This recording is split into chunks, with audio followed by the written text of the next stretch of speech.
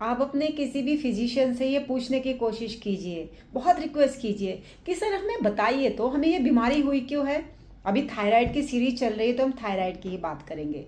तो आजकल जो आपको दवाइयाँ लिख के दे दी जाएंगी, कारण नहीं बताएंगे। अब कारण नहीं पता है तो सही इलाज हो रहा है या नहीं ये कैसे पता लगाएंगे।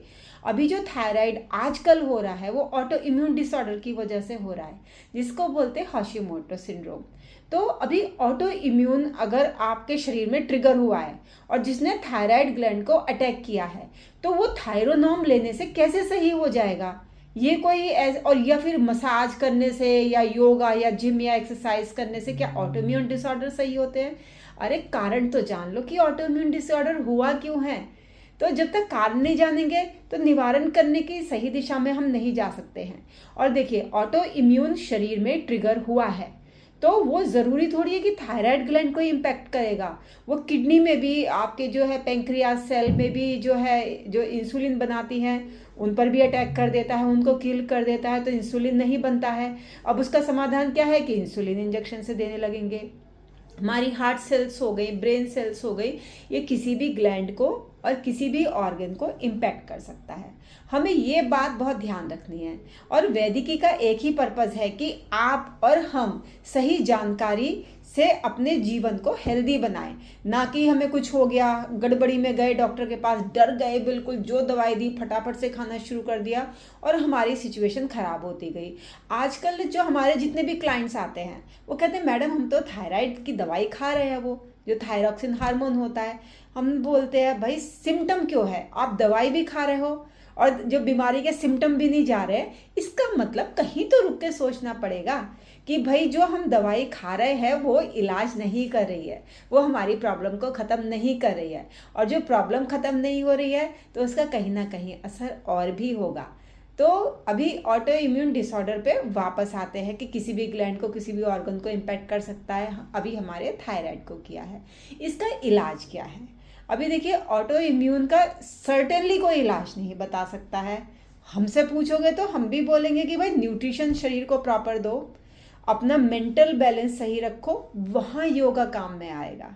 कि आप मेडिटेशन भी कर रहे हैं, आपका डाइट भी सही है, आपकी लाइफ में स्ट्रेस भी कम है, जो कि आपको लाइफ कोचिंग या फिटनेस कोचिंग से, मेंटल हेल्थ कोचिंग से मिलेगा। हम भी फिटनेस कोच है, आप हमसे सलाह ले सकते हैं या जो आपके एरिया में नियरेस्ट है उनसे भी सलाह, जहां आपको विश्वास लगता हो। तो बड़े ही तसल्ली से, बड़े ही शांत भाव से सोचने की ज़रूरत है। ये आज का हमने ज़्यादा थोड़ा बड़ा वीडियो बना रहे हैं, क्यों, तो कि आपको समझ में आना चाहिए। ऑटो इम्यून अपना शरीर खुद को ही अटैक कर रहा है, उसको कैसे रोके, उसको मोर इंटेलिजेंस दे। यहाँ पर इंटेलिजेंस हमारी बॉडी में कहाँ से आता है, जो जीवन है, जीवाणु माने बैक्टीरिया। अभी हमने एंटीबायोटिक खा खा के सारे बैक्टीरिया तो खत्म कर लिए हैं, हमारे शरीर से जीवन खत्म हो गया है, इंटेलिजेंस खत्म हो गया है।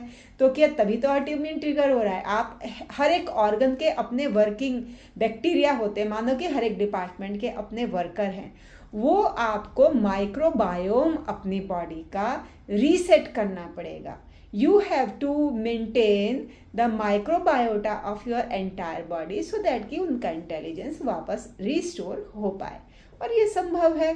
आप अच्छा खाना खाएं, प्रीबायोटिक खाएं और प्रोबायोटिक खाएं।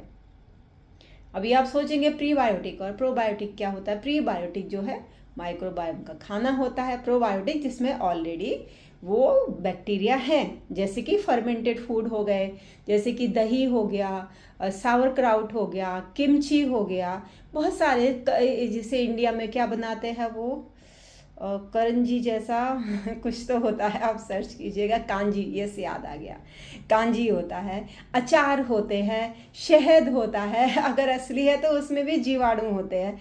हम प्रोसेस खाने की बात नहीं कर रहे हैं दोस्तों, उसमें तो जीवन होता ही नहीं है। उस जो मशीन में निकल गया, अभी हम जीवित हैं, हम मशीन में जाएंगे तो हम क्या हो जाएंगे, मर जाएंगे। So that are food. उसके बाद जो उसमें एडिटिव और प्रिजर्वेटिव ऐड करके इतना एसिडिक एनवायरनमेंट बना दिया उस खाने का उस खाने में से जीवन खत्म हो गया, नष्ट हो गया। वही तो हमारी बॉडी के साथ हो रहा है। बॉडी का हमारा एनवायरनमेंट एसिडिक हो गया तो हमारी बॉडी से हेल्दी बैक्टीरिया गायब हो गए। धरती का एनवायरनमेंट एसिडिक हो गया, इतना उसमें हम पेस्टिसाइड, उसमें फर्टिलाइजर डालते हैं, उसका एनवायरनमेंट एसिडिक हो गया, धरती में से जीवन खत्म हो गया। तो we are almost living dead, माने ज़ॉम्बीज। इंटेलिजेंस नहीं है, सेंस नहीं है, and we are just living. तो आप हमारे साथ बने रहिए और अपने जीवन में वापस जीवन डालते रहिए। Stay tuned and know more about your general overall health and well-being. Thank you so much. Thanks for watching.